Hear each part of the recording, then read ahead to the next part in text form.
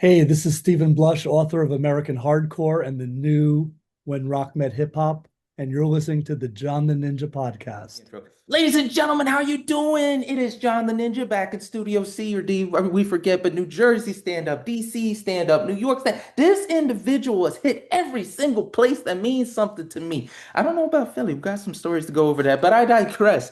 The gentleman I have here is a true rock and roll fan. He's a true music fan. He grew up in a diverse environment which exposed him to it all, not just the salsa, not just the hip hop, but rock music. And his core being is legitimately hardcore. But a little bit about him. He grew up in New Jersey and was spending a lot of time at CBGBs, excuse me. His dad was a publisher, the old school way. We're talking where you actually had to stamp the paperwork, and it set the stage for everything that he would do. He would end up listening to the radio there and hearing the different music. He would learn how to do the papers and actually become a publisher in the future and a promoter. But the idea was he was setting the stage for what he would truly become. Even though he went to school as a poli-sci major and was looking at being a lawyer, other things pulled him away from that. And thank God they did. Hardcore, or American punk, as we say, kind of was breaking through, and he was already in the scene, as we would say for us non-tribal kids. But I digress. Let me say who this man is. The person is Steve N. Blum. And the reason he's so important is because, like I said, he's a writer, he's produced movies, he's promoted bands. If you name them, he's interviewed them or helped them. Soundgarden, Ice Cube, Marilyn Manson, Rancid, Green Day. We're going all the way back to Black Flag and Agnostic Front. He was really at the forefront of all these music genres, and the important thing that he did was document. He began to write, which is hilarious because he got an F in high school. So I wish he could meet his teacher, as he usually says, so he could just let him know, hey, I've written 7 books, being the book American Hardcore, which came out in 2001, which has been wildly successful in highlighting the lost years of rock and roll. He's also written American Hair Metal, Dangerous Minds, New York Rock. There's a book called Bustin' Balls about Billie Jean King that you need to watch and read about, guys. But he's here to conclude his trilogy, a trilogy of When Rock Met Reggae, When Rock Met Disco, and here we're here to talk about my personal favorite, When Rock Met Hip Hop. It is a storied book where it takes interviews and it takes an analysis of how rock influenced hip hop gave back to rock and kind of melded the genre. So without further ado, ladies and gentlemen, I give to you a Mr. Stephen Blunt. Good sir, how are you doing? I'm doing great. It's great to be here. And I'm very glad to be hyping When Rock Met Hip Hop. Good sir. Your whole entire vibe is just that. Before we get into your upbringing, something that I remembered a long time ago, VH1 did a special on heavy metal, and that was the start of me finding these bands I love and enjoy. And DC said something about rap and rock. He said rap has that anger and rock has that anger, that rebelliousness. And that is not always been the catalyst of my belief of why it works.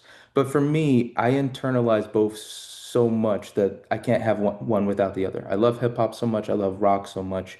For you as a person who likes the more aggressive music, you love the hardcore, you like the music that really is against whatever you're fighting. I wanted to know, does hip hop have that same resonance as it does hardcore for you? Well, there was a school of hip hop that brought it from the underground with an with aggression. And that's where I turned to, and that's where I think hip hop eventually turned as well. I mean, you can remember the early '90s with the guys in the suits and the New Jack Swing and all that kind of stuff. So, but in contrast to that was Run DMC and Aerosmith, Anthrax and Public Enemy, Licensed to Ill by the Beastie Boys with Kerry King from Slayer playing guitar. So that's kind of like my two worlds kind of came together with this, and that's what I wrote the book about, and that's what this story is about. It's not about I'm not writing the history of hip hop. I'm talking about the crossover because a lot of people, especially in the politics going on today, talk about black versus white, but this is where musicians don't think like that. And this is where it all comes together. This was rock meeting hip hop. when I wrote about Rock Met Disco, I was talking about when the rock bands came in and when Kiss and when the Rolling Stones and Rod Stewart and all these guys who would tour 200 days a year came in and took over. It was intense. So rock versus hip hop changed rock and hip hop forever. You being from New York initially had this smorgasbord of all these musical influences that you would hear. And part of your story was you working at your dad's shop at the printing press, and the guys would have the radio going. For me, some of the earliest songs I remember hearing, rock songs and hip hop. And the big three were Let Me Clear My Throat by DJ Cool, We Will Mhm. Rock You, and Rock the Casbah by The Clash. Those were Yeah. the three defining ones I remember my dad would be driving, and no matter what day it was, those were the songs that always played on the radio. I wanted to know, was there a song working at your dad's shop or even growing up that you remember as being kind of the first rock song, maybe the first song to send you on this drive? I know your dad liked the avant-garde opera. It was like the punk version of opera. Yeah, it was called operettas with it was kind of like a trashy version of opera.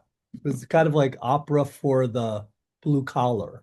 Came out of Italy and they were very bawdy and trashy and all that kind of stuff. So that was kind of what's kind of interesting is there's very little music in my family though.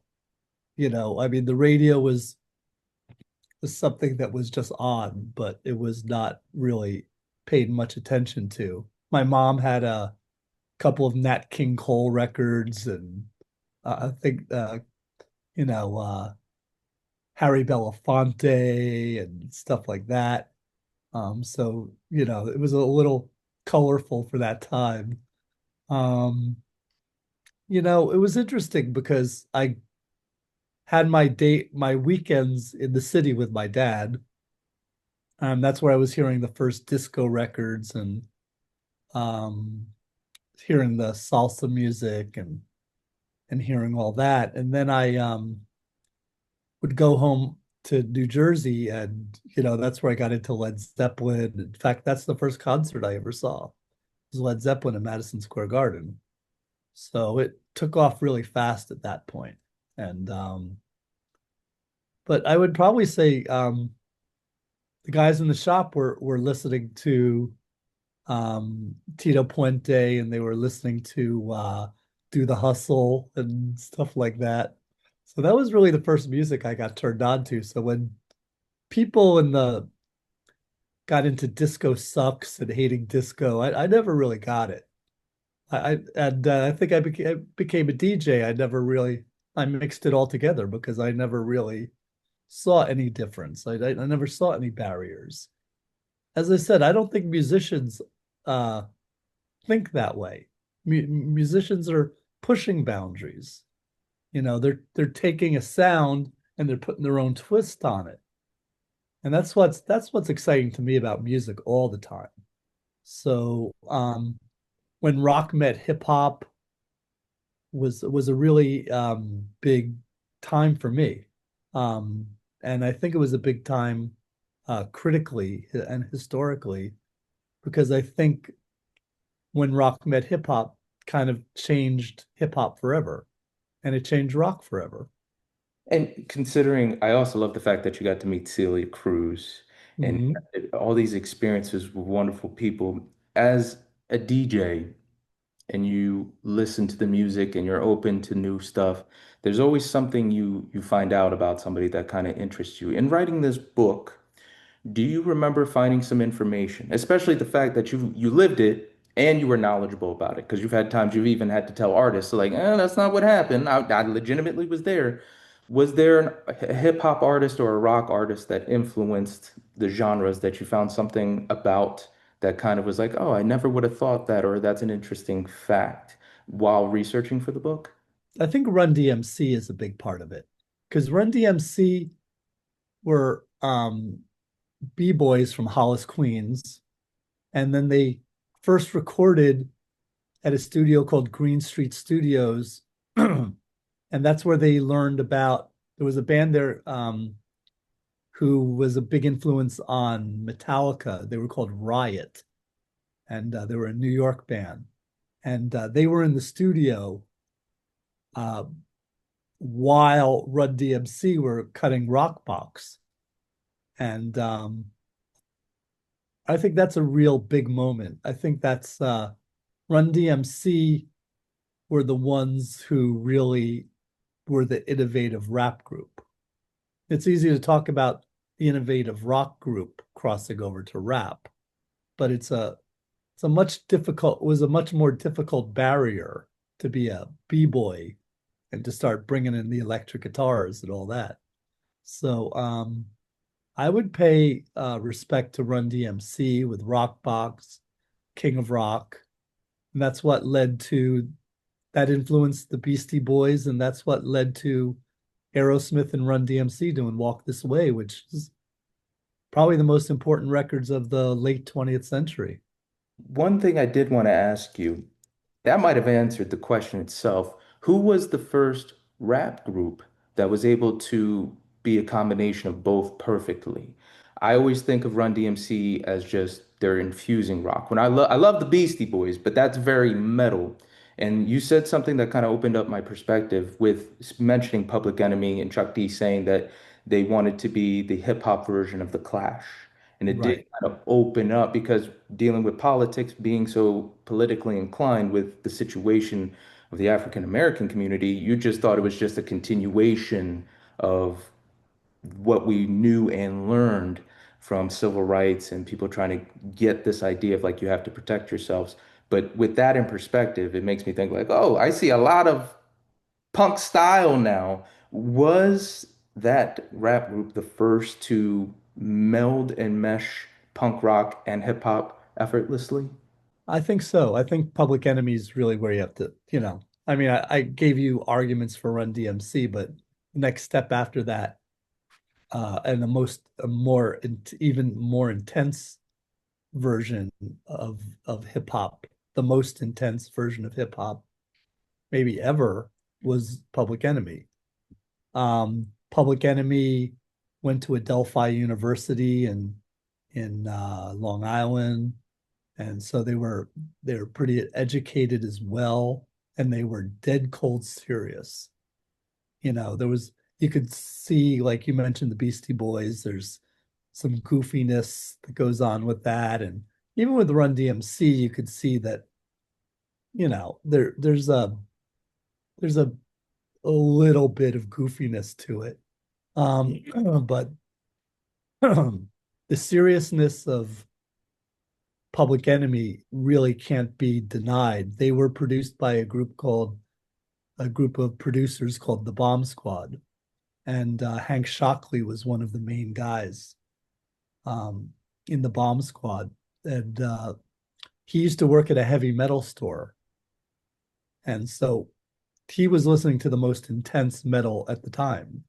So in his mind, he was you know the she watched Channel Zero uh, infuses samples of Angel of Death by Slayer, and he thought he was making a Megadeth record. So I think that's and then as you said, the seriousness, the stone cold seriousness of Chuck D, um, wanting to create the rap version of the Clash with this violent or virulent political agenda was really off the map at the time.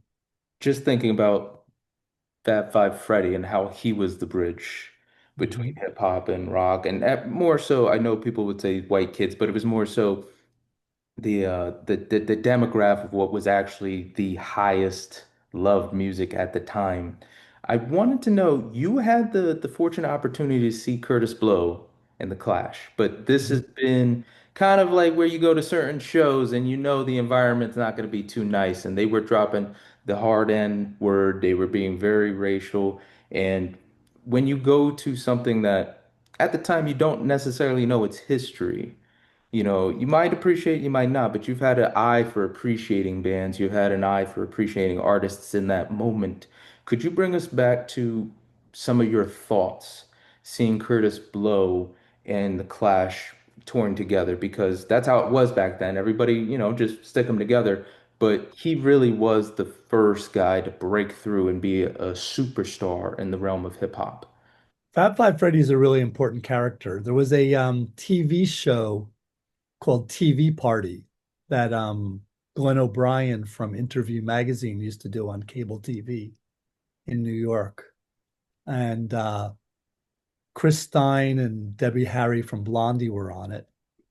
And the co-hosts were Chris Stein, Debbie Harry, and Fab Five Freddy. And when the first real rock rap crossover is Rapture by Blondie, where they name check Fab Five Freddy and they name check Grandmaster Flash. Now, Grandmaster Flash was supposed to be in the video, and his managers weren't having it. So they had Jean-Michel Basquiat appear instead in the video, and the artist. So had to learn how to they had to teach him how to scratch a little bit and pretend to be Grandmaster Flash, basically. Um, but Fab Five Freddy's a really important person because he was an artist. He crossed over immediately with his graffiti art. Um, it was it played in that showed in the East Village and the Lower East Side, you know, edgy white galleries.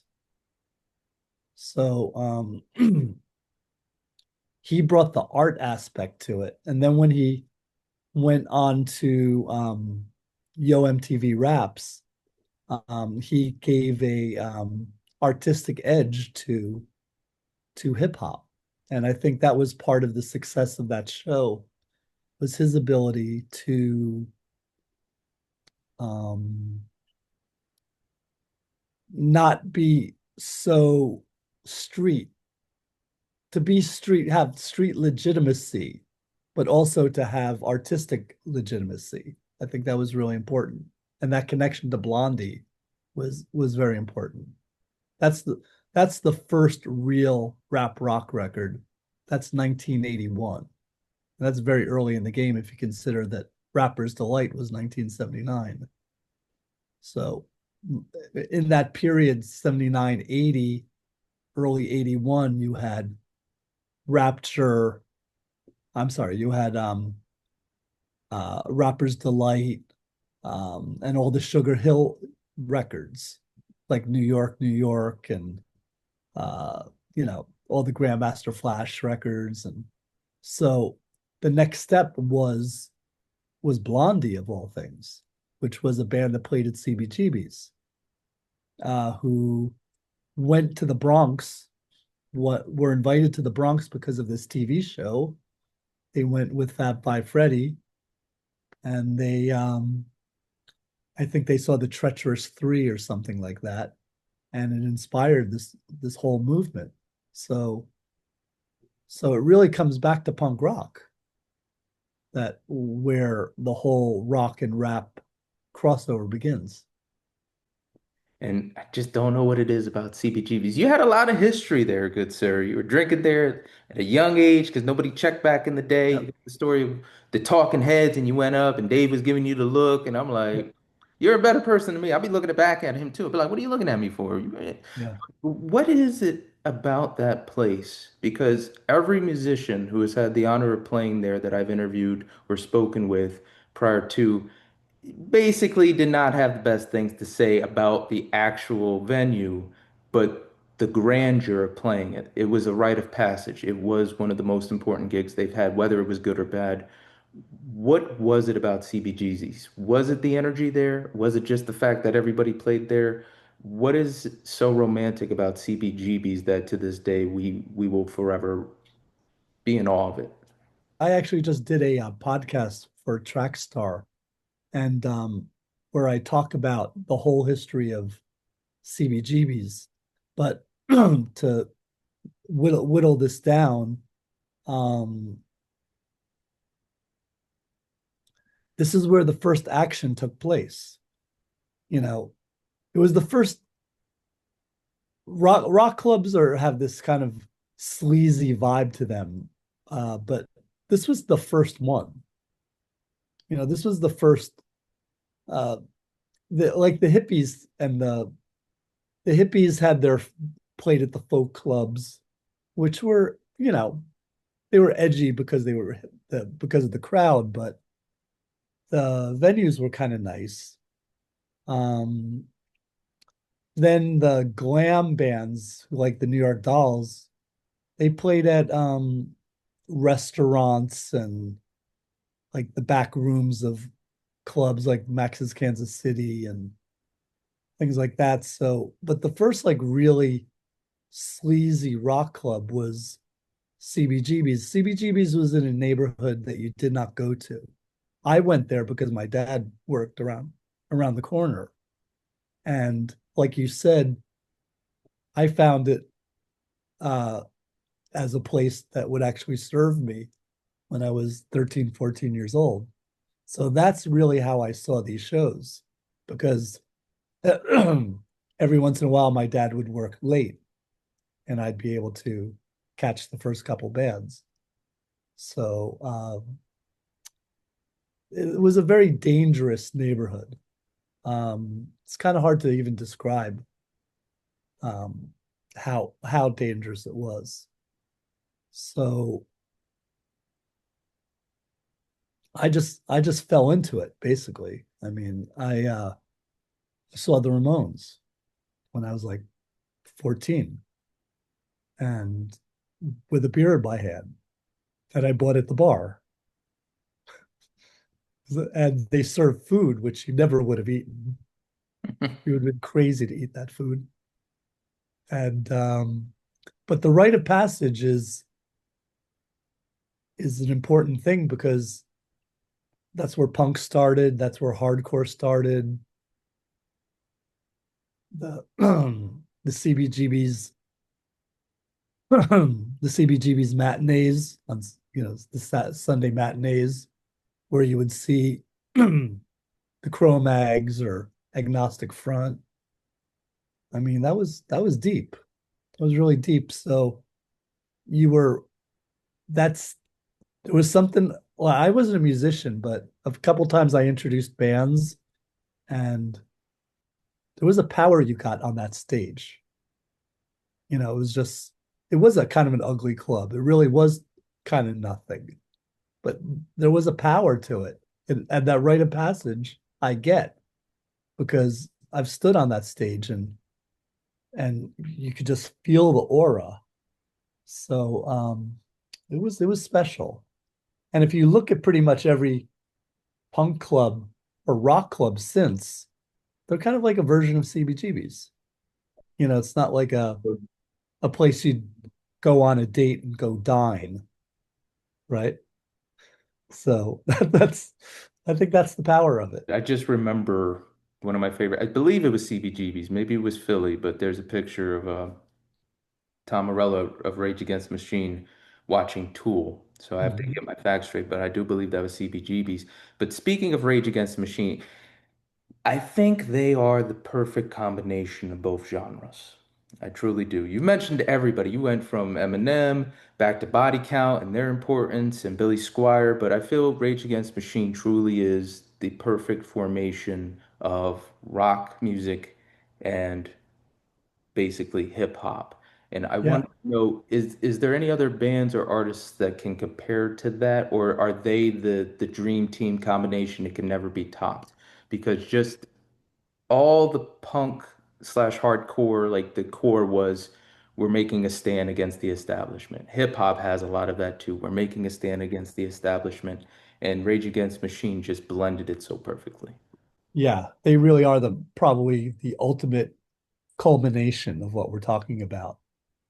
Even there's a part in the When Rock Met Hip Hop book where Scott Ian from Anthrax is talking about Bring the Noise. And he says people say we started it, but we just did a song. The first band to really become a band that was rock and hip hop together was Rage Against the Machine. And I only hung out with them really during their earliest days, um, when the first album came out. And I remember uh, Zach De La Roca asking me like, what was Minor Threat like? What was the earliest hardcore bands like? Almost innocently.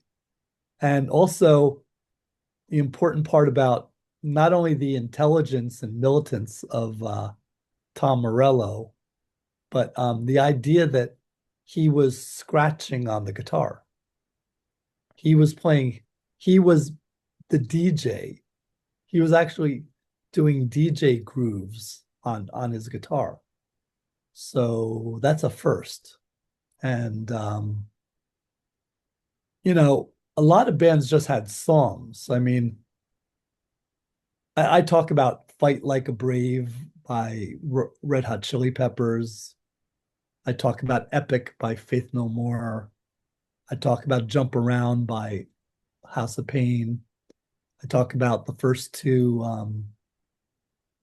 Cypress Hill records, but they all happen around the same time within 2, 3 years of each other. But the culmination absolutely is Rage Against the Machine. Were you able to speak to Tom about any political science? Because I just love the fact that he's this monster guitarist, but he also went to Harvard and Yeah. he's done work on Capitol Hill, much like you have. I know the stories you had where you were talking about the sleazy older generation, money, power, hungry, flirting with the younger women, the very stereotypical bad senator vibe. Were you guys able to go back and forth on what was happening in the States at the time? No, I didn't really know him. I just knew him as a guitar player. I knew that he had been in a band called Lockup. That was that was really interesting. And if you listen to their album, it's kind of a precursor to Rage Against the Machine. There's two sides of Rage Against the Machine. It's the Zach side and the Tom side. And the Zach side is legitimate old school hardcore. He played in hardcore bands. And I just knew of Tom as the guitar player from Lockup. I didn't know any of this other stuff until later, until they were famous. And as I said, I lost contact by then. But it's a good question. It's a legitimate question that we should have been talking about that from day one. But you can't ask what you don't know. I have had this thought for a long time that every generation has its fight. All the youth have a fight. They're fighting against something. There's something that is, whether it's spiritually or physically oppressing them. For hardcore and hip hop, it was the police. The police would pick on the younger youth. And when I look at the early 2000s, I know new metal doesn't get the love. Um, it doesn't get the love it should have at the time, but now there's a resurgence for it. I just see a different energy in the early 2000s with kids Mhm. really being depressed and upset, and this combination turned into the 90s, into 2000s new metal, and then that's also when gangster rap was getting its time. Pop punk is how we say it now, and then also other genres having an opportunity, but I wanted to know, assessing the generations, have you ever thought about what those fights were for the youth? And was all of that just the combination of the early 2000s music, really just being an explosion of this anger and pain that the younger generation was feeling? Yeah, I can't really say that there's a political fight in the 90s or the early 00s, but there is this commonality of personal dissatisfaction, just obviously looking at society and knowing something's wrong. You could hear that in Green Day, for instance. They're a 90s band who, you know, kind of came up in nice neighborhoods, but yet they're their their anger is undeniable and it's real and it's legitimate. And I think that's a universality um, of youth is being alienated and looking for your place. Um, it's interesting. I give a lot of press. I give a lot of many pages and a lot of props to new metal in the when rock met hip hop. And when I have to admit, when I started it, I wasn't exactly a big Korn and Limp Bizkit fan. But after doing all this research, I give them props. You know, they're breakdancing, they're playing guitars, they're ripping it up, they're talking shit. Um, and they're some of the most famous rappers like um uh what's his name from NWA, Dr. Dre. Yeah. Dr. Dre. Yeah. So Dr. Dre, plays with Limp Bizkit, Exhibit, you know, recorded a lot with um System of a Down and things like that. So and they love this music. So that's the ultimate legitimization is, when when the godfathers of hip hop anoint you, there must be something going on there. And also, these bands have sold more records than anybody. I think Linkin Park has sold like 40 million records, which is more than Led Zeppelin or, Pink Floyd or, anything. So, and more than Run DMC and the Beastie Boys. So you really got to give that props. That's at the end of the day. I mean, I don't necessarily judge music by its sales, but if you are, which is totally probably the smartest way to look at music is by its sales, because and that's what it all comes down to. But if you look at it through its sales, it's undeniable. That these bands speak to alienated kids in all across America, be it big cities, small towns, um, and it's legitimate. So, And I also love there's a portion in the book that you also mentioned Detroit. So not mhm, just Eminem, but Insane Clown Posse. And one of the most well-known facts, at least for hip hop fans, is that Billy Squire is he basically at one time was the most sampled artist in hip hop music. And there's a comparison to the importance of his drum beat on his song, and then The Funky Drummer by James Brown. So right. very pivotal drum beats. I didn't know, even after reading, what was your understanding of that beat? Because finding a sample is something that those musicians do. I love hip hop because here are kids that were just without no instrument. They had nothing. And they were Mhm, so creative, they were able to take existing songs and then create something new out of it. And that's very music. That's exactly what musicians do. They listen to something and make it their own. So for that particular, do you have a belief of why the hip hop community picked up on that? Was it kind of like with Donna Summers, like she was very, very good at having that rock rhythm, but still had the disco right. vibe with it? Yeah. Yeah. In my rock versus disco book, I talk about how she was kind of rock and roll, and if you listen to those songs, it's like a precursor to Michael Jackson. She's, Michael Jackson with Eddie Van Halen. She's rocking it. Yeah, so Billy Squire, I devoted an entire chapter to Billy Squire, and a bunch of people have asked me, a bunch of people have said to me, I didn't get why you devote had a chapter on Billy Squire until I read it. And so Billy Squire had has had 330 samples of the big beat and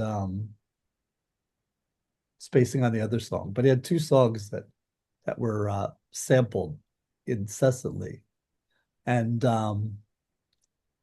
now Billy Squire, by any measure, was a fair to middling rock star. Heart, sir. I love that man's albums. Oh, Yeah. I mean, they're good, but they're not, he used to be in a band called Piper before that. They used to tour with Kiss.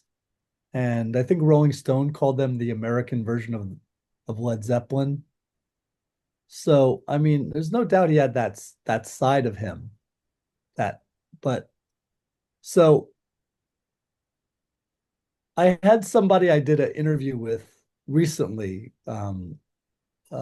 hip hop musician was the host, and he was just saying, "Oh, well, that's because all the black dudes and all he's a black guy is all the black guys and all the rappers all follow the leader. They just follow what's going on. So one person uses Billy Squire, everybody uses Billy Squire. Now, I can't say that's the truth, but that's how I had it put to me by a third party, um, by a legitimate third party. But I think it's because the beat. There's a whole description by in the book by when I interviewed Bobby Chenard, who was the guitar player for Billy Squire. He talks about the simplicity of his how he broke it down. So floor tom and rack drum, and it's just a very simple beat that he did. And I think that's why it worked for hip hop, because there was no and same for the James Brown drums. I mean, it's just drums. It's not like it's not like a lot of flourishes. It's not a lot of, it's just like, just pounding drums, So I think that's why it was a perfect hip hop breakbeat. somebody I grew up idolizing, and I know you love him too, was Henry Rollins. Black Flag, even before I knew about that music, I heard Tony Hawk Pro Skater. I heard What's the Matter, Man. And to this day, that's still my favorite. It was 100% up my alley. I was like, this is what I need in my life. But he's kind of had a career much like yourself. He's done movies, he's done all types of commentary on music and American history, and he much is a fan as well. I wanted to know what were his contributions to hip hop because the biggest one, my friends, or at least the African American community can 100% throw out there is he was in a video game, a Def Jam Fight for New York. And that was the first time they were exposed to him. I know you guys had a falling out, but what was your experience like with him and what do you think he's contributed to hip hop? I don't know if I've had a falling out with him. I think I've just distance has grown, you know. I just don't really stay in touch with him. We don't exactly have each other's phone numbers, but I never really thought that we had a fallout. I mean, unless there's something that that I don't. Henry Rollins was the most intense rock singer ever. There's nobody who brought fire and hellfire and damnation to the rock stage like Henry Rollins. Henry Rollins is also a really smart guy, and he's been in my American hardcore book and my American hardcore film, and um, I have a great respect for what he's done. Uh, he's he's hardcore, he's metal, and he's tough like hip hop, So he's a really important player in all this stuff, and I to even compare us in any way, I take as a compliment. So, but he's a musician. I'm not. So, we play different roles. But yes, I we've both made films, and uh, and worked in many different aspects of the business. We both written books. He published books. Uh, so yeah, he's a very important cultural character. And to be compared to him in any way, I take as a compliment for sure. One rumor that I have to address, I don't know if it's big one or small, if you ever addressed it, but there's a video in American Hardcore, one that's known widely, where he was on stage and a fan was picking at him and picking at him. He finally lost and beat him up. And as I was preparing for this, my friends looked at him and he's like, that kind of looked like Steven. And I'm like, that kind of does. So I, I want to Oh know. no, I never got beaten on by him. No, for sure. I would be horrified to be getting my ass kicked by him. Although I was up front on a lot of these shows. I was definitely front and center on a lot of Black Flag shows. But I could assure you that that was not me getting their ass kicked. Yes. Yeah, but you're also, it's hard to gauge because we have these conversations with you. You're such a chill, relaxed guy, but to be in that environment, you got to be tough. And you're also a football player, which means regardless if you acknowledge it or not, you like to get hit or hit. So it's one of those things that you kind of find a balance with that music. I wanted to know, could you specify the difference between punk and hardcore? For me, hardcore was just American punk, but I'm getting a sense that's no longer true. There's more nuance to it. Right. Well, it was called hardcore punk because it was comes out of punk first and foremost. You couldn't be into hardcore and be you had to have liked punk rock first to get into hardcore. Hardcore was um about the heaviest band that there was in punk rock was the Ramones. And that emphasis on speed was picked up on by the kids. And had bands like the Bad Brains and Minor Threat, and they all compare. They all um, it was hardcore was an American version of punk, and it was based on speed and aggression. It was the first place where there was stage diving and slam dancing and all that kind of stuff. So it was the first music based on violence and aggression, and that really appealed to me. And I found my place in this scene. And uh, you know, 30, 40 years later, I'm still here doing this, doing the same thing. So um,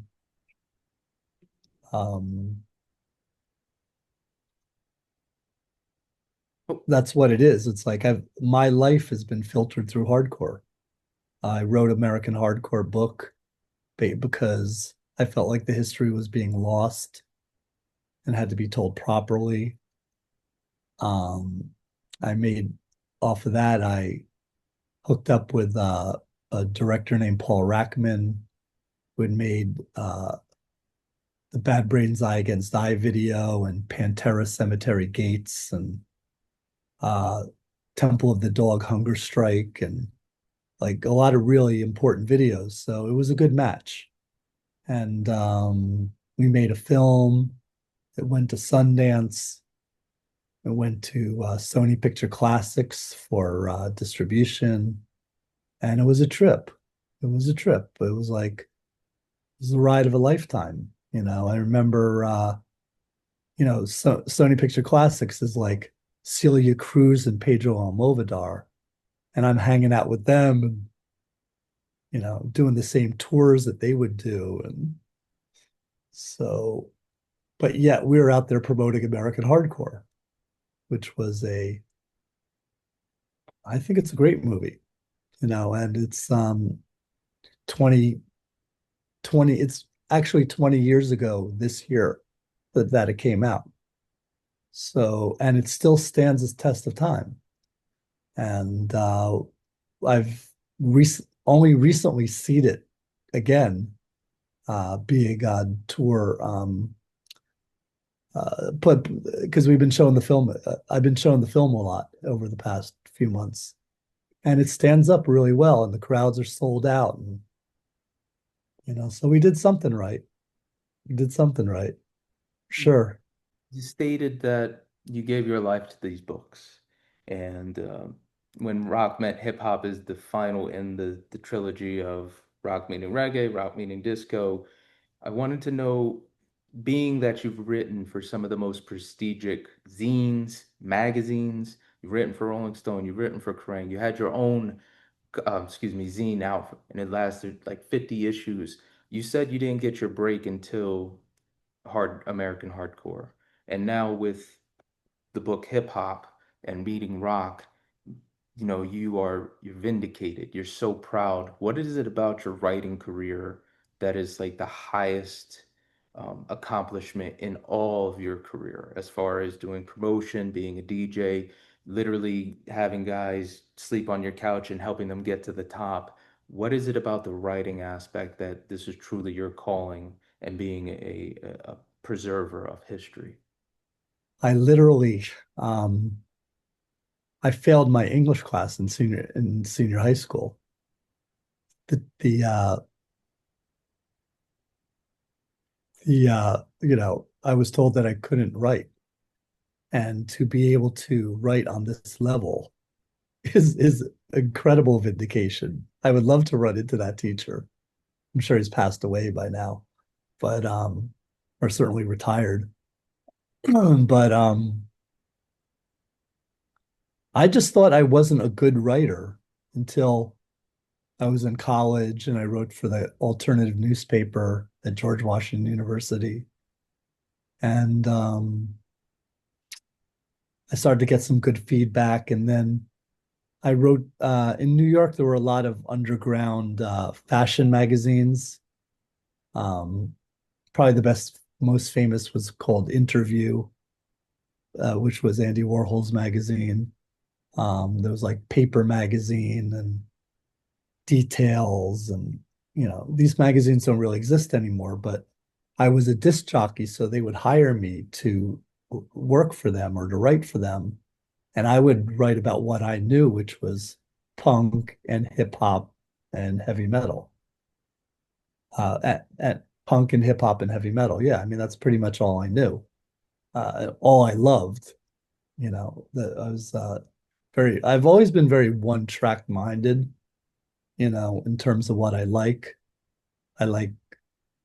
I just like what I like, and I don't really pay attention to much else. And it's to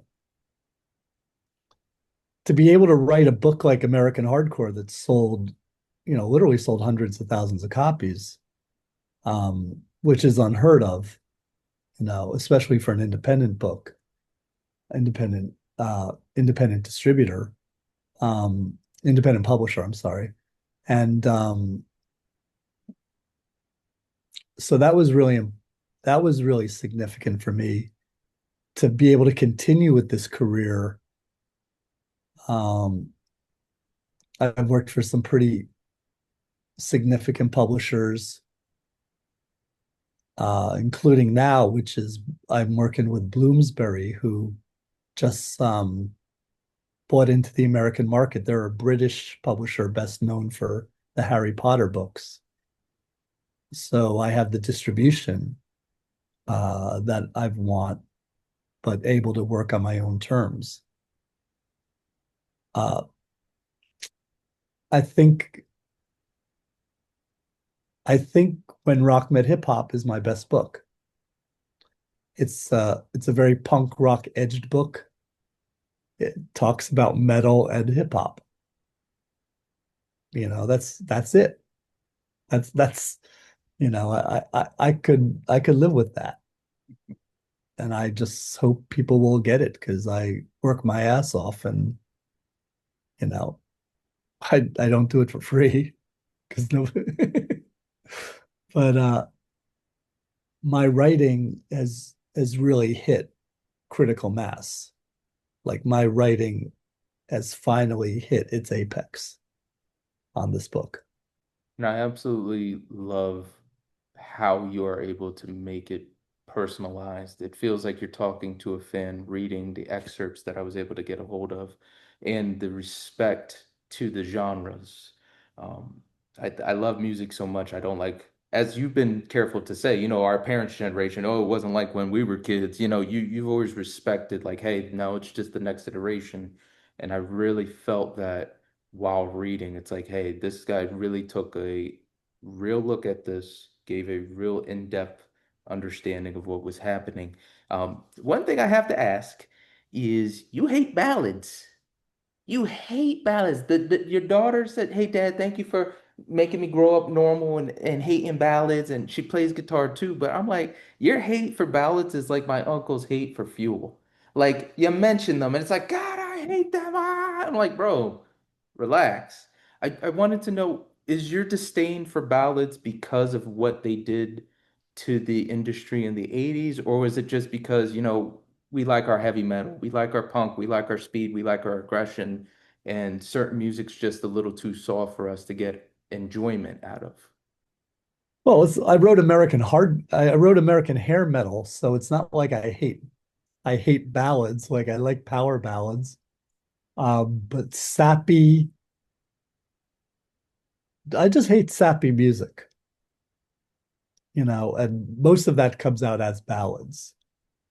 Like, when I grew up, you would hear on the same station, you would hear Led Zeppelin and Barry Manilow, and it was rough, or Elton John ballads or something like that, or Billy Joel, but mainly it was like just the really sappy ballads was what I never liked. And I got to say, like you said, my daughter's a guitar shredder and she hates ballads. So I did something right. Your dad, Joe Strummer, and Matt Pinfield. What a voice he Mhm. is. Would love to talk to him, man. Ever since Yep. back to the history of metal on VH1. But you guys have Yep. been friends since Lord knows when, middle school. Yep. Literally, I know him from middle school, junior high school, I and we're still friends. I mean, I got a social media note where he said, "I love you, Steve." It's mutual. It's just he was the first person who uh, really knew music encyclopedically. That's where I learned developed my encyclopedic music memory, encyclopedic music knowledge was through Matt. And he was the first guy I met with like a tremendously large record collection, which of course I followed him in that way. He was a disc jockey in the clubs, and I kind of followed in that path. He was a few years older than me, which was a big difference back then. Um, but yeah, he's a super important person in my life. My father has been gone for a long time, but just his work ethic, his blue collar aesthetic, and his never say die attitude, I think reflects in me. And the music and the attitude of Joe Strummer is timeless. Timeless. The one thing that was really interesting about the Clash was that the Clash were constantly challenging their audience. It was never like I mean, maybe there was like, should I stay or should I go, or rock the Casbah or something like that. But in general, like everything they did was confrontational and made you think, even if you were on the dance floor. So you were always made you think. They would do covers of songs, mostly Jamaican, that were incredibly powerful. And music music is different because he passed. He was such a cool guy. I got to meet him a few times because he was friends with a lot of my New York friends. Um, but I didn't really have much. I wouldn't really talk too much. I was a little intimidated, I must say. But he was just so powerful. He really commanded attention. Like the room was his wherever we were, where it was in a restaurant or a bar or in backstage at a club after the show. He was such a powerful, important character. And I saw the Clash. I was on a high school exchange program to England before I graduated high school, and I saw the Clash before they came to America.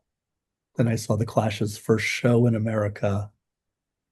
So that that politics fit into my view of the importance of politics in my life.